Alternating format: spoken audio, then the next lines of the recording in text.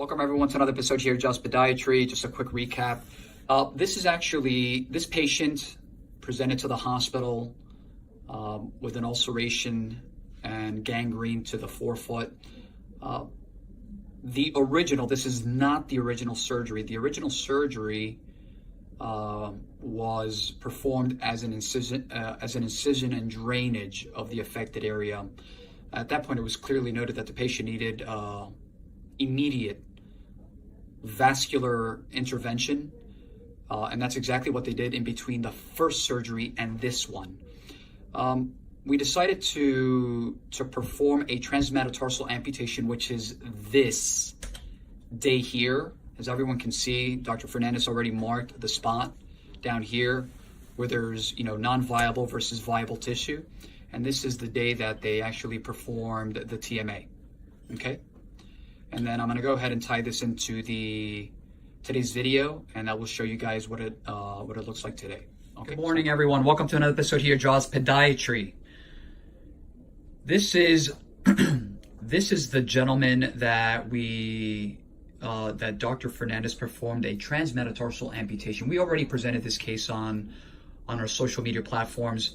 I presented it here in the office because we were not able to bring in the video into the operating room. It's been 15 days since the procedure, and I wanted to give everyone an update.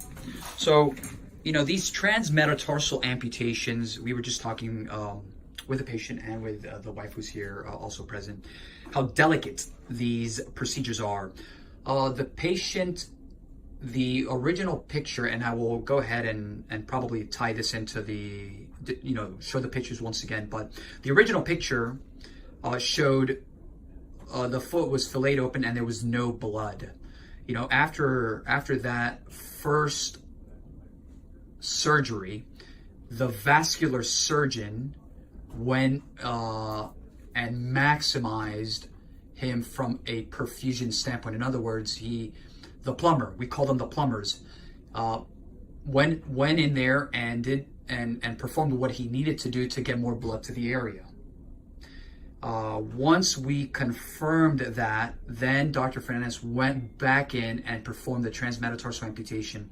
The foot looks great. Okay, the foot looks great. These are very, very tricky, especially with patients who are diabetic.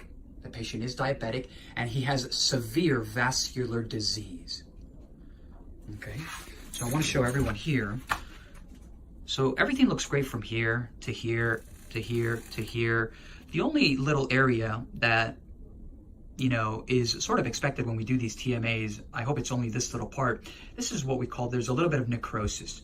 This area of the skin, the black area, is necrotic tissue. It's not living. But underneath, there is healing. So we just have to be a little bit patient and wait until eventually that falls off, or we'll probably eventually, once the sutures come out at week 3, we're gonna leave these in for another week or so. Then we'll decide if we can just remove a little bit of that black tissue. We have to keep a very close eye on the bottom as well, as everyone can see, right around here, right?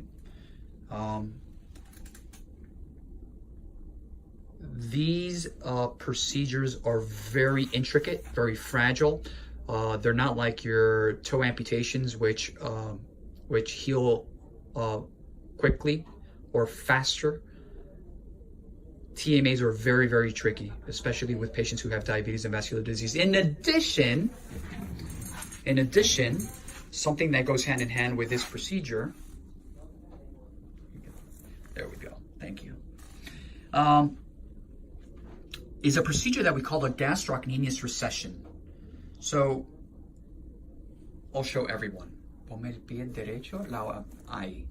Okay, so, vamos a poner el pie aquí. Okay, so, tráeme el pie, no, mueve el pie para arriba. Okay, para arriba, para abajo, no la pierna, sino nada más el pie. Ahí. Okay, so the patient is moving the foot up and down. Okay, so aguanta ahí. So I want everyone to see this.